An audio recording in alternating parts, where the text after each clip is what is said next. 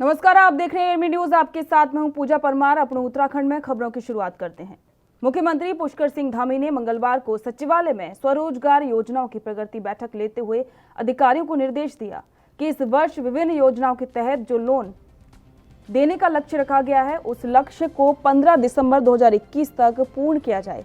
संबंधित विभागीय अधिकारी और बैंकर्स आपसी समन्वय स्थापित कर हर हाल में लक्ष्य पूर्ण करें।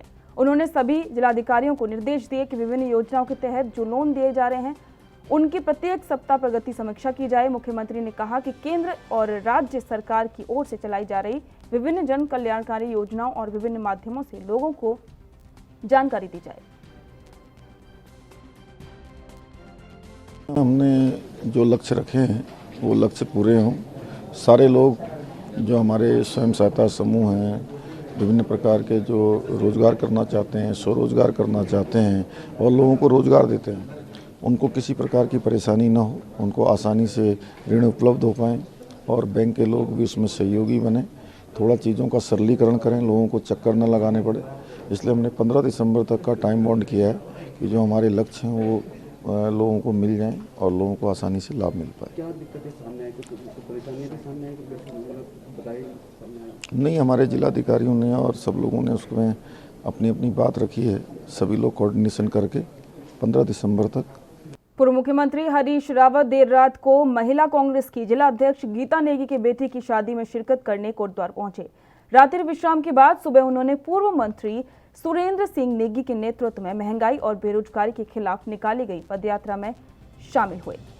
देहरादून जाते समय उन्होंने देवी रोड स्थित एक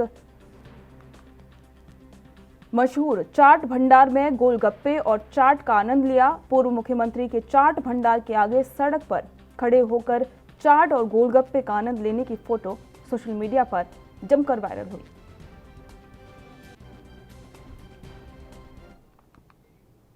काशीपुर में आज भारतीय जनता पार्टी के प्रबुद्ध नागरिक सम्मेलन का आयोजन किया गया। सम्मेलन में मुख्य अतिथि के रूप में भाजपा के प्रदेश अध्यक्ष मदन कौशिक ने शिरकत की। इस दौरान मंच से पार्टी की स्थापना के 70 साल बाद किए गए कार्यों में केंद्र की नरेंद्र मोदी सरकार की तारीफ की। प्रबुद्ध नागरिक सम्मेलन में मंच से अपने संबोधन में मदन कौशिक ने कश्मीर समस्या के साथ साथ राम जन्मभूमि मामले और 3 तलाक कानून को लेकर भाजपा के नरेंद्र मोदी के द्वारा किए गए समाधानों की तारीफ करते हुए विपक्षियों पर जमकर हमला बोला। उन्होंने कहा कि राम मंदिर का समाधान जब आया तो कहीं भी सांप्रदायिक सौहार्द नहीं बिगड़ा। 70 सालों में विपक्ष दल जो नहीं कर पाए वो प्रधानमंत्री नरेंद्र मोदी ने कर दिखाया।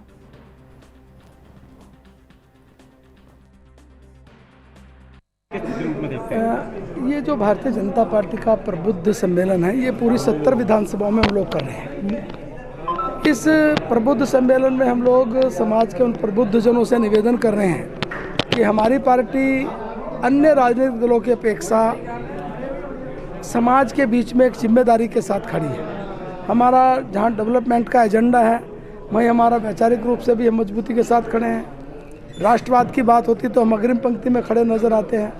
तो आज वर्तमान में उत्तराखंड राज्य के जो चुनाव हैं यहाँ डबल इंजन का एहसास यहाँ डेवलपमेंट में नज़र आ रहा है। 1 लाख करोड़ से ज़्यादा के डेवलपमेंट के काम चल रहे हैं। तो भारतीय जनता पार्टी आज प्रबुद्ध जनों से निवेदन जगह जगह कर रही है कि आपका आशीर्वाद 2022 के चुनाव में मिले ताकि राज्य का जो डेवलपमेंट है वो निर्बाध रूप से इसी रूप में चलता रहे और जिस प्रकार से हमें नरेंद्र मोदी जी के नेतृत्व में और हमारे युवा मुख्यमंत्री के नेतृत्व में काम हो रहा है वो काम होता रहे। 30 नवंबर तक सुबोध उनियाल जी ने देवस्थानम बोर्ड पर फैसला लेने की बात कही है। जल्दी इस पर फैसला लेंगे। जब हम लोग केदारनाथ में थे तो हमने वहाँ बातचीत की थी वहाँ के पंडों से और हमने कहा। अगली खबर का रुख करते हैं। वैष्णो देवी श्राइन बोर्ड की तर्ज पर अब उत्तराखंड में भी युवाओं को रिफ्लेक्सोलॉजी चिकित्सा विधि का प्रशिक्षण दिया जा रहा है जिससे युवा अपना रोजगार कर सकें और अतिथि देवो भव की भावना से तीर्थयात्री आते हैं उनकी सेवा कर सकें। पर्यटन मंत्री सतपाल महाराज ने बताया कि उत्तराखंड के अंदर के केदारनाथ की पैदल यात्रा के लिए काफी लोग आते हैं। द्रोणागिरी पर्वत पर पैदल यात्रा करते हैं और कई अन्य क्षेत्रों की पैदल यात्रा करते हैं। हमारे तीर्थ स्थानों पर पैदल यात्रा करने वालों को मसाजिंग की सुविधा उपलब्ध कराई जाएगी। इस प्रशिक्षण कार्यक्रम में 70 से अधिक लोग हिस्सा ले रहे हैं। और 15 चयनित ट्रैक्शन सेंटरों के पास रोजगार के अवसर सृजित करने के लिए उसी उद्देश्य से यूटीडीबी द्वारा उत्तरकाशी में 1 महीने, रुद्रप्रयाग में 15 दिन तक रेफ्लेक्सोलॉजी जो पैरों की थेरेपी है उसके प्रशिक्षण सत्र का आयोजन किया जाएगा। निःशुल्क प्रशिक्षण कार्यक्रम माता वैष्णो देवी श्राइन बोर्ड जम्मू कटरा के 4 विशेषज्ञों की अध्यक्षता में आयोजित किया जाएगा और यहाँ पर जो है 70 से अधिक लोग हिस्सा लेंगे। प्रशिक्षण जो है 23 नवंबर से प्रारंभ किया जाएगा। इससे जो लोगों के पैर थक जाते हैं, जो यमुनोत्री यात्रा पर जाते हैं और धीरे धीरे उतरते समय जो पैर में नसें खिंच जाती हैं, उनको आराम मिलेगा। इसी प्रकार से जो केदारनाथ की यात्रा पर जाते हैं और भी जो ट्रैकिंग पर जाते हैं जैसे द्रोणागिरी पर्वत है, तो उन लोगों को ये सुकून मिलेगा, इसमें बड़ी सहायता मिलेगी। इस रिफ्लेक्सोलॉजी से ये भी पता चलता है कि एक्यूप्रेशर पॉइंट दबाने से पता चलता है कि आपका लीवर बढ़ गया है, क्या चीज़ खराबी है, तो उसका भी निदान किया जा सकता है। तो ये हमारा एक रोज़गार को सृजन करने के लिए बहुत अच्छा ये हमारा एक पहल है, जिसमें कि जो वहाँ के लोकल लोग हैं इसमें शरीक हो सकते हैं, प्रशिक्षण प्राप्त कर सकते हैं। और जैसा कि वैष्णो देवी के अंदर हज़ारों लोगों को वहाँ मदद पहुँचाई जा रही है, इस प्रकार से वो लोग अपना रोज़गार प्राप्त कर सकते हैं। इसमें 100 रुपये से लेकर 150 रुपये तक की फुट मसाज की जो है इसमें उनको पैसा देना पड़ेगा और एक व्यक्ति जो है 1000 से 1500 रुपये जो है वो एक दिन की इनकम प्राप्त कर सकता है। तो ये फुट मसाज का कार्यक्रम किया है और हमारे देश की परिपाटी भी रही है। भगवान राम जब जंगल में गए तो माता सीता ने उनके चरण दबाए, लक्ष्मण जी भगवान राम के चरण दबाते थे, हम भी अपने माता पिता के चरण दबाते थे।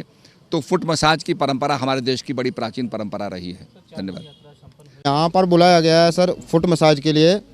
और फुट थेरेपी जो है ये बंदे को पैदल चलने से पाँव में जिस्म के अंदर थकावट की वजह से जो भी थकावट हो जाती है तो उसको हम फुट थेरेपी हो गई। और दबाने से टेक्निक नसों का हम जम्मू कश्मीर से आए हैं जी, वैष्णो देवी से।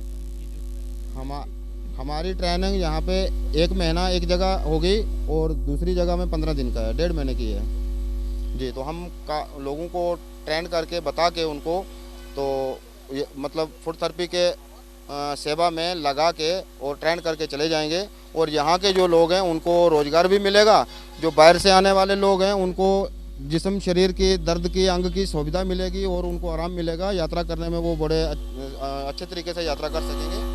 और ये हमारे पुराने पुरखों की परंपरा से हमको सिखाया गया है। वक्त हो गया ब्रेक का, जल्द लौटेंगे।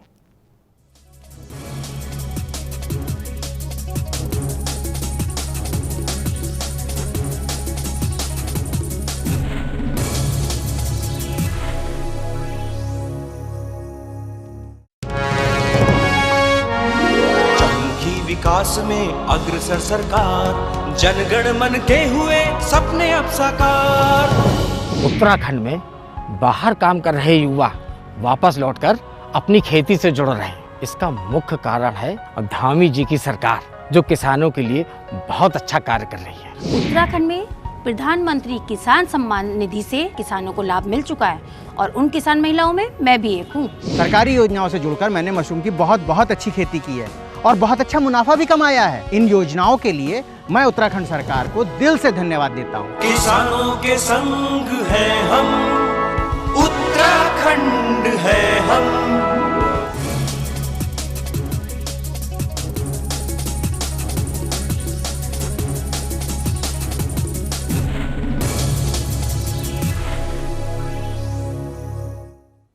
ब्रेक के बाद स्वागत है। बढ़ते अगली खबर की ओर। देवस्थानम बोर्ड का विरोध कर रहे तीर्थ पुरोहितों ने अपना विरोध प्रदर्शन राजधानी में भी शुरू कर दिया है। मंत्री सुबोध उनियाल के आवास के बाहर धरना देते हुए तीर्थ पुरोहितों ने शीर्षासन करते हुए अपना विरोध प्रदर्शन कराया है। तीर्थ पुरोहितों का कहना है कि सरकार अपने तय वादे को भूल रही है। उन्होंने कहा कि देवस्थानम बोर्ड की व्यवस्था को सरकार वापस ले। आपको बता दें कि 4 धाम तीर्थ पुरोहित हक कर धारी लंबे समय से बोर्ड भंग करने की मांग कर रहे हैं। तीर्थ पुरोहितों ने सरकार को चेतावनी देते हुए कहा कि आगामी 27 नवंबर को चारों धामों के तीर्थ पुरोहित काला दिवस के रूप में मनाएंगे।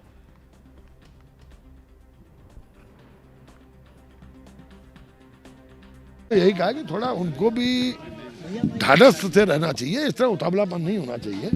30 नवंबर हम बाकायदा मुख्यमंत्री जी और मैं जब हम केदारनाथ गए थे मोदी जी के दौरे से पहले, तो बाकायदा उनको बोल के आए कि 30 नवंबर तक सरकार निर्णय ले लेगी। तो अभी 30 नवंबर आने में समय है, एक पूरा 7 दिन का समय बाकी है। ध्यानी जी को कह दिया गया है कि तत्काल वो रिपोर्ट प्रस्तुत करें और ध्यानी जी की रिपोर्ट आने की इमीडिएटली उसके बाद हम लोग इस पर फैसला ले लेंगे। क्या लग रहा है, क्या गुमराह देवस्थानम बोर्ड को लेकर के लगातार तीर्थ पुरोहितों की नाराजगी देखने को मिल रही है। इस वक्त हम तस्वीरें आपको देहरादून से दिखा रहे हैं, जहां तीर्थ पुरोहितों की नाराजगी इस कदर बड़ी है कि वो मंत्रियों के घर पर धरना प्रदर्शन कर रहे हैं। इससे पहले उन्होंने सुबोध उनियाल के घर पे प्रदर्शन किया और उसके बाद यहाँ पे विषम सिंह चौपाल जो मंत्री हैं उनके आवास पे यहाँ पे धरना दिया जा रहा। क्या कुछ है लोगों की मांग, उनसे बात करते हैं कि किस तरह की नाराजगी आपको। सर नाम बता दीजिए, नाम बता दीजिए आप। मैं पुरुषोत्तम उनियाल, अध्यक्ष जी। किस तरह की नाराजगी आपकी? अध्यक्ष पुरोहित महासभा यमुनोत्री धाम। हम लोग आज जो है यहाँ पे आए हैं मंत्रियों के आवास पे और यहाँ पे सांकेतिक धरना कर रहे हैं ताकि देवस्थानम बोर्ड भंग हो। जैसे कृषि कानून जो है मोदी जी ने एक झटके में जो है समाप्त कर दिया और किसानों के दिल में जो है खुशी की लहर दौड़ गई, उसी प्रकार से तीर्थ पुरोहितों के हृदय को खुश करने के लिए हम चाहते हैं धामी सरकार जो है इस एक्ट को त्वरित गति से जो है समाप्त करे। मोदी जी ने कृषि कानून वापस लिया है और उसके बाद ही चाहते हैं कि जो ये देवस्थानम बोर्ड का जो फैसला है उसे भी सरकार वापस ले। किस तरह का प्रदर्शन आपका रहेगा? यदि ये तो सांकेतिक प्रदर्शन आज कर रहे हैं हम, और ठीक आज से 27 तारीख को जो कि इस एक्ट को 2 साल पूरा होने वाला है, यदि सरकार नहीं मानती है तो 27 तारीख को हमारा काला जो कानून है इसके विरोध में पूरी केदार घाटी, बद्री घाटी, गंगोत्री घाटी और मातृशक्तियाँ आकर के काली पट्टी बांध करके पूरे जोर से इस पर विरोध करेंगे यदि सरकार इस काला कानून को रद्द नहीं करती है तो। पुरोहितों की लगातार नाराजगी है। आज प्रदर्शन किया गया है सुबोध उनियाल जी के घर पे। उनसे बात करते हैं कि किस तरह की नाराजगी को लेकर के यहाँ पहुँचे थे और क्या कुछ मांगे आपकी। सरकार बार बार हमें देवस्थानम बोर्ड पे अवगत करा रही है कि आज करते हैं कल करते हैं, इनकी विस्मृति हो गई है। इनको स्मृति दिलाने के लिए आज हमने ये स्मृति अभियान चला रहे हैं। मंत्रियों को बोल रहे हैं आप बार बार भूल करके नेतागिरी मत करो, सनातन धर्म के साथ नेतागिरी मत अपनाओ, आप जो अपनी स्मृति को भूलो मत, स्मृति की जागृत करो। इतना बड़ा प्रदेश कैसे चला रहे हो आप, जब एक इतने बड़े सनातन धर्म की आप बात भूल जाते हो। कई हुई बात आप भूल रहे हैं कि आपने बोला था एक कल करते, परसों करते, 30 को करते, 2 तारीख। आप छलावा कर रहे हैं या आपकी विस्मृति है, आप स्पष्ट करें, ये पूछने आया। मुख्यमंत्री जी से आपकी बात हुई थी जब मोदी जी का दौरा था केदारनाथ में, तब आपसे बातचीत हुई थी, क्या कुछ आश्वासन आपको दिया गया? निश्चित तौर पे मुख्यमंत्री जी ने यही बोला था कि इस कानून को तुरंत वापस लिया जाएगा। एक ही शब्द में मेरा निवेदन है कि एक ही इसके लिए लाइन है, जब मोदी जी ने इतना बड़ा फैसला ले लिया, तुम भी तो सीखो, इस कानून को तुरंत वापस लो। एक लाइन की बात है, इसको ले लो वापस। और इसमें भाई कभी किसी धर्म पे किसी पे कानून बनता है क्या? तो क्यों नहीं तुमने किसी मुसलमान धर्म पे कानून बनाया? क्यों नहीं तुमने किसी जो है ईसाई धर्म पे कानून बनाया? बना ही नहीं सकते तुम। वैसे भी जो फंडामेंटल जो हमारा राइट है उनका उल्लंघन है और सब जानते हैं इस बात को। और जो पहले इस कानून के अंदर मुख्यमंत्री तो रह ही नहीं सकता किसी धर्मनिरपेक्ष देश में, रह सकता है? तो बताइए, इतनी बड़ी गलतियां करने के बाद ये समझ रहे हैं धर्म पे पहरा बिठाना चाह रहे हैं। धर्म पे पहरा ना बिठाएं, उस कानून को वापस लें। आज नाराज़गी आपकी देखी जा रही है और लगातार आपकी बातचीत है। 30 तारीख का आपको 30 नवंबर का समय दिया गया है। बिल्कुल गलत बात कह रहे थे सुबोध उनियाल जी, हम उन्हीं को याद दिलाने आए थे। आपने हमको मात्र 30 अक्टूबर तक का समय दिया था, आप भूले मत। आपने हमसे जब मुख्यमंत्री जी से हमारे 11 सितंबर को जब मीटिंग हुई थी उसमें उन्होंने साफ साफ कहा था आप हमें 30 अक्टूबर तक का समय दीजिए और 30 अक्टूबर के बाद आपको एक अच्छी हम सूचना देंगे, शुभ सूचना देंगे। तो हमने कहा ठीक है, हम 30 अक्टूबर तक का समय हमने वापस उनको दिया था। आज हम लगातार आज 21 नवंबर का समय आ चुका है और आपने अभी तक इसमें कोई फैसला नहीं लिया, तो हम उनको लगातार याद दिलाने के लिए हम उनके आवासों में घेराव करने के लिए यहाँ पर आए। क्या कुछ बातें हुई आज आपकी? हमारी उनसे कुछ बात नहीं हुई। हमारी एक ही बात है कि ये काला कानून ख़त्म हो और ख़त्म हो। जय उत्तराखंड, जय चारधाम। और कुछ जानना चाहेंगे, क्या है ऐसा इस कानून में कि जिस तरह से जो देवस्थानम बोर्ड का गठन किया गया है उसकी नाराज़गी जो तीर्थ पुरोहितों में देखने को मिल रही, अपने आप में बड़ी नाराज़गी, लगातार 2 साल से आंदोलन चल रहा है, समाधान नहीं हुआ। मैं पहले निश्चित तौर पर आपको बताना चाहूँगा कि मैंने पहले भी कहा किसी भी धर्म पे कानून नहीं बनाया जा सकता, नंबर 1 बात। नंबर 2 बात, किसी भी धर्मनिरपेक्ष देश में और किसी भी प्रदेश में मुख्यमंत्री अध्यक्ष रह ही नहीं सकता। तीसरी बात, जैसे ये कानून जहाँ जहाँ लागू हुआ वहाँ उन्होंने मनमर्जी शुरू कर दी। भगवान का मंदिर 4 बजे की जगह 7 बजे खुला, इतना बड़ा महापाप है कि सरकार को सत्ता में रहने का अधिकार नहीं है, बिल्कुल बता रहा हूँ मैं। अगर ये ऐसा कर रही है, धर्म में छेड़छाड़ कर रही, तो मेरा निवेदन है कि सरकार इसको वापस ले। ये कानून ही गलत है और धर्म पे कोई कानून बनना नहीं चाहिए। और सारे संत भी हमारे साथ है, इस बात को उठा दिया गया है। परसों भी दिल्ली में इसमें मीटिंग थी, बहुत बड़ा इसका आंदोलन पूरे देशव्यापी हो रहा है। ऐसा ही नहीं, ये मंदिर मुक्त होंगे, पूरे देश के मंदिर मुक्त होने चाहिए। मेरा ये सरकार से निवेदन है, भारत सरकार से भी ये निवेदन है। कैबिनेट में एक कमेटी की बात भी इस समय कर रहे थे मंत्री जी, और साथ ही उन्होंने कहा कि 30 नवंबर का समय दिया गया है, तो वो एक छलावा था। वो जो उन्होंने समिति बनाई, उस समिति ने कोई चिट्ठी नहीं निकाली, अंतिम रिपोर्ट दे दी। उस पर 8 लोगों को बनाया गया था, हम लोगों को 8 4 धाम से, उनको चिट्ठियाँ नहीं आई और अंतिम रिपोर्ट पहले ही पेश कर दी। तो उसका कोई औचित्य नहीं है। मुझे तो उस रिपोर्ट उन पे कोई विश्वास नहीं है और मैं नहीं समझता हूँ कि वो हमें मतलब ही नहीं। वक्त हो गया है ब्रेक का, जल्द लौटेंगे।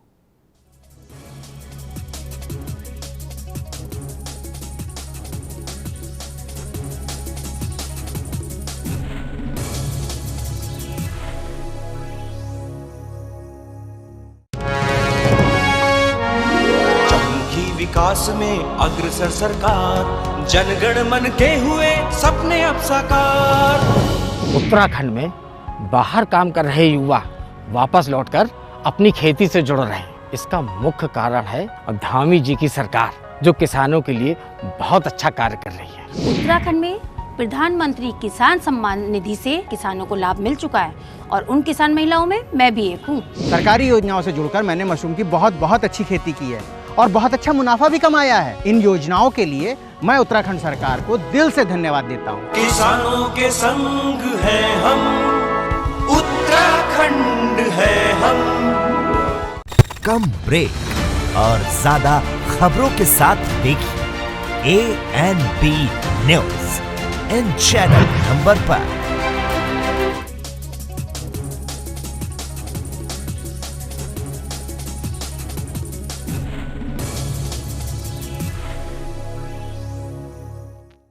ब्रेक के बाद स्वागत है, बढ़ते अगली खबर की ओर। कांग्रेस प्रदेश महामंत्री विजय सारस्वत ने एम्स ऋषिकेश पर गंभीर आरोप लगाए हैं।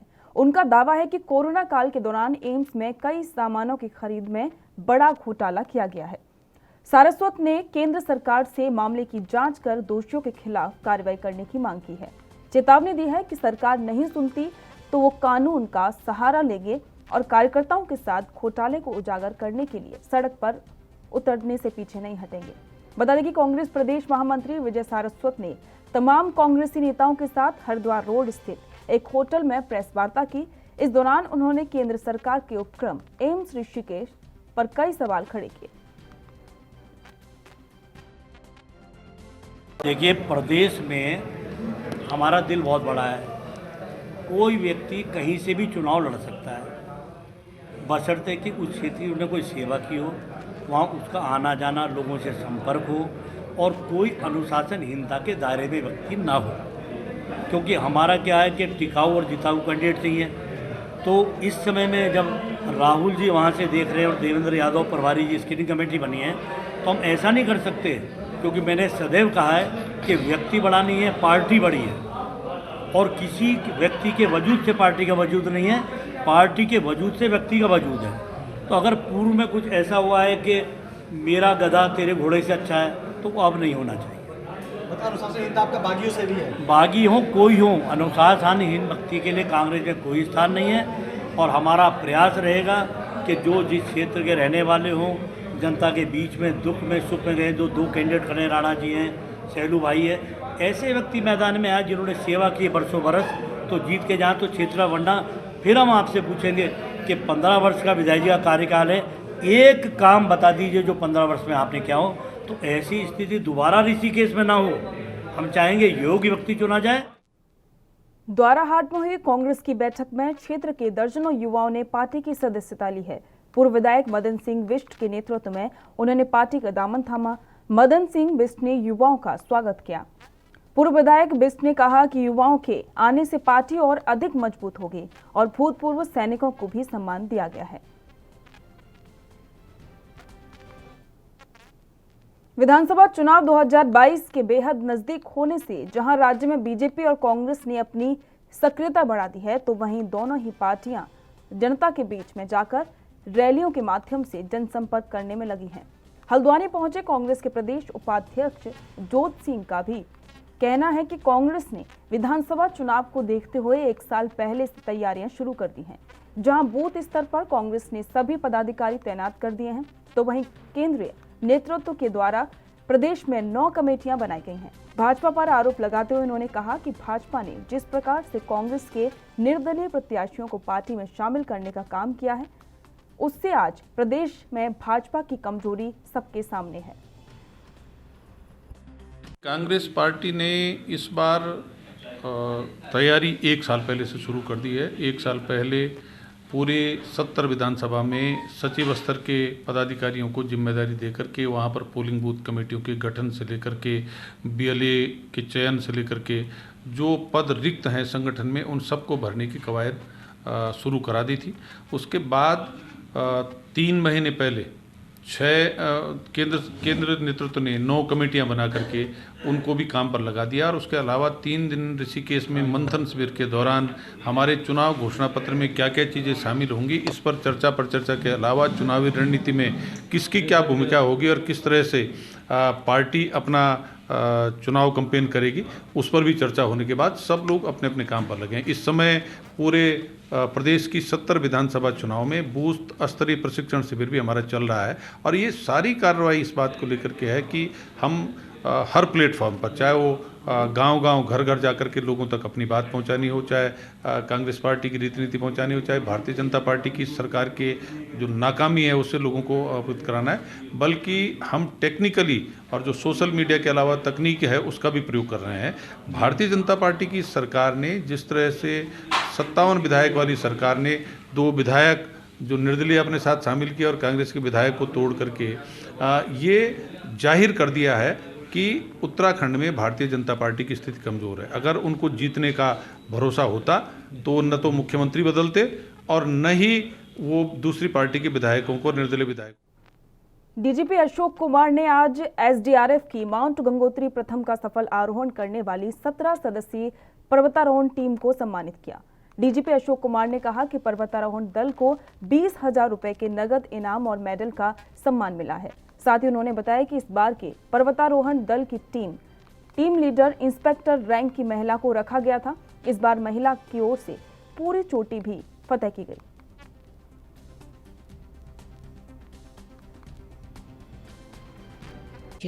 हम लोगों की टोटल 19 की टीम थी, जिसमें से 17 तो हमारे जो थे वो टीम मेंबर्स थे और 2 एक WT था और एक पैरामेडिक्स था। हम लोगों के 11 लोगों ने सबमिट किया और बाकी जो थे उनको टीम बैकअप के लिए मेरे द्वारा ही रोका गया था। और मेरी जो टीम ने सबमिट किया वो टोटल 6,672 मीटर की ऊंचाई पे हम इन लोगों ने सबमिट किया था। रास्ते में दिक्कत ये थी कि वहाँ पे रोड होती नहीं है, आपको खुद ही रास्ता बनाना पड़ता है। कई बार ऐसा होता है कि आप लोग एकदम संकरी रास्ते पे चल रहे हैं, पगडंडी से भी छोटा रास्ता होता है, वहाँ से भी नीचे एकदम नदी है, तो वहाँ पे कोई भी आपके साथ दुर्घटना घट सकती है। लेकिन ऊपर वाले की पूरी कृपा रही कि इस प्रकार की हमारे साथ कोई अनहोनी नहीं हुई और हम सकुशल अपना सबमिट करके वापस आए। अगला टास्क क्या है सर? आज एसडीआरएफ वालों को सम्मान किया गया है, किस तरह से देखते हैं? देखिए, हमारी 17 सदस्यीय दल ने गंगोत्री 1 चोटी को फतेह किया है। माननीय मुख्यमंत्री जी ने इनको 9 सितंबर को जो है फ्लैग ऑफ किया था और ये तो अक्टूबर में गए थे, किंतु उसके बाद वो जो नेवी वालों के साथ हादसा हुआ और फिर कुमाऊं वाला जो आपदा आई उसमें लग गए थे ये टीमें, इसलिए इनका फ्लैग इन आज हुआ है। तो इन सबको हमने 20,000 का नकद इनाम और मेडल्स देने के लिए प्रॉमिस किया है। और इसमें बड़ी बात यह है कि पहली बार एक तो महिला टीम लीडर महिला थी इंस्पेक्टर रैंक की, ठीक है। और दूसरा ये कि महिला ने सबमिट भी किया है, पहले वाले किसी उसमें कोई हमारी महिला पुलिसकर्मी ने जो है पूरी चोटी फतेह नहीं की थी। तो इसमें ये 2 नई चीज़ें हैं, इतना ही मैं। खबरों में फिलहाल इतना ही। बने रहिए एनबी न्यूज़ के साथ। नमस्कार।